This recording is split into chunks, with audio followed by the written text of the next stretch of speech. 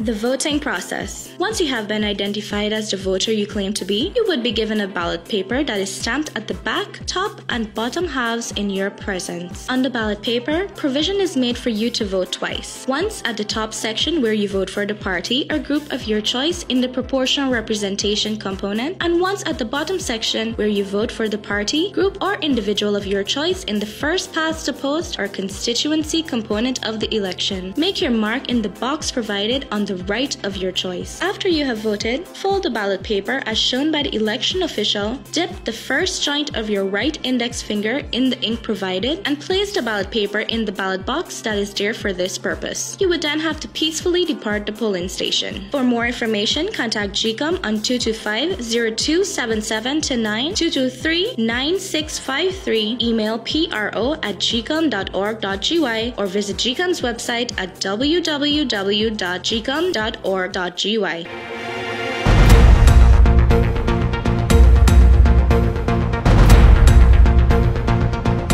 This is your News Source Evening Bulletin for today, Monday, the 5th day of November in the year 2018. Here's what we're tracking tonight. The government of Guyana, in a surprise move this morning, announced that it has made a decision to take control of the Berbice Bridge in the interest of public safety. In accordance with the power conferred on me as Minister in the Berbice River Bridge Act, the powers of the concessionaire to operate and maintain the Berbice Bridge will be exercised by the government of Guyana from the 5th of November 2018. We will do everything in our power to alleviate the disruption to the public and maintain a smooth transition during this period. The truth is, too many of our citizens, particularly the citizens of Berbice, depend on the smooth operation of this bridge.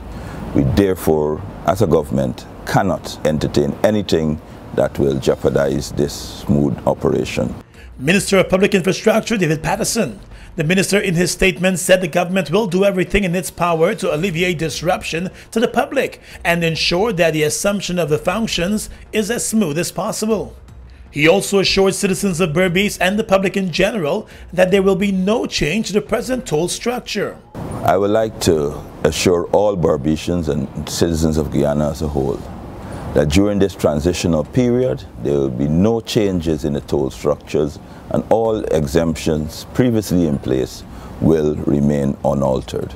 Equally, there will be no changes to staffing complement, suppliers or contractors during this transitional period. Citizens of Berbice, as well as the rest of Guyana, please be assured that the coalition government will do everything in its power to ensure the smooth operation during this transitional period.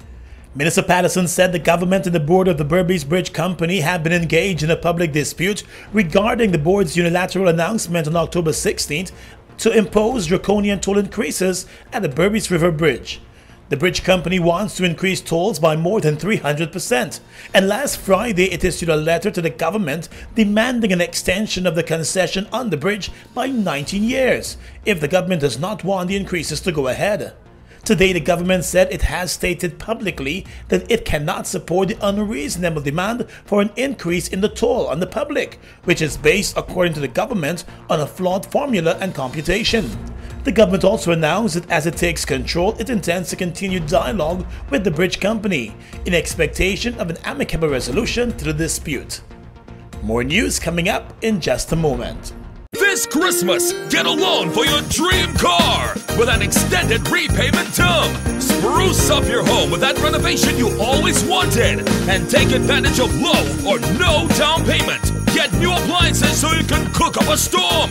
You'll get same-day approval. Plus, you can win a getaway to a destination of your choice. Visit RepublicGuyana.com today to find out how. Republic Bank, we're the one for you. Hey guys, I don't know, it's a girl Shensia, and I am here to tell you, watch this, the ICC Women's World T20 cricket tournament. It will be some amazing cricket from the best women cricketers in the world. So Guyana, watch this. St. Lucia, watch this. Antigua, watch this. The whole world are gonna watch this, including the West Indies. So you know what's a peer vibes, a peer thing are gonna go on. It's gonna turn up well loud. Don't forget, November 9th to 24th. Watch me and watch this. Guyana winning, watch this. Trini fetting, the whole world watching. Ashensia, how come my life again? 60s them a stop way. Everybody jump and a shout out, yeah. Get ready to ride it, ride it. Ready to ride it, ride it, ride it, ride it, ride it, ride the wave. Open up the new vibe, drink up the boldness inside. Radical and fresh and wild. Catch the wave now. Ride bold, ride fresh, ride strong. Come on, ride the wave. Taste the action, satisfaction, perfection. Wave, wave, wave, wave, wave, wave. Ride the new wave of excitement sweeping Guyana. Wave Pale Ale, a premium, full-bodied, strong and refreshing alcoholic brew, crafted to perfection for a bold, young, radical you. Don't settle for anything less. Catch a Wave Pale Ale and ride it today. Wave Pale Ale. Crafted to perfection. Welcome back. On the police blotter, a 39-year-old man from the east coast of Demerara was chopped to death this morning by the brother of his reputed wife at the woman's diamond home on the east bank of Demerara. Dead is Justin Peterkin of Paradise. He was reportedly at the home of the mother of his two children when the woman's brother went berserk and attacked him, chopping him to the body and head.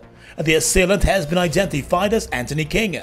According to a neighbor, Daniel Butrin, he was at home when he heard strange sounds coming from next door. When he looked there, he leaned over chopping away upon his neck, carried the chop upon his neck and lashing it to the arm. So gosh, and I say, hey, man killing the man there. And she come and she think a joke. When she come and see, I run she inside with me daughter and I run inside and lock up. I go up in the veranda now. And I all upon him, he walk out the yard now and going down the road. The young man said he shouted at the assailant and he hurried out of the yard. The eyewitnesses said he gave chase behind the man and alerted persons in the area and the police that the bloodied man had just chopped someone to death. I run behind him, he said, you want to kill you? And I say, you want to kill me? Pick up a wood. I say, you want to kill me? I lash you up out there. If I don't really ask him for a cutlass or broccoli. And he keep on walking, I stop 2 cars, turn John a car. He says that this man just kill a man, yeah, lick you down. The man drive fast here, if I tail toward Bridge by the station, then the police come for you. You saw him last night? No, me see last night. Today I see him near to I first time. You don't live over there now? I never see the man since they come here. Today the first time I see the man. The reputed wife of the dead man said she has no idea what would have triggered her brother to kill the man. She said neither her brother or the reputed husband lived with her, since she now lives with her father. I don't know what happened. I left for go to the next walk and I hear come home. Auntie is all begging you, sorry. That's all I could tell you, sorry. Auntie is sorry. Auntie Hazel, that's all I could tell you, I'm sorry.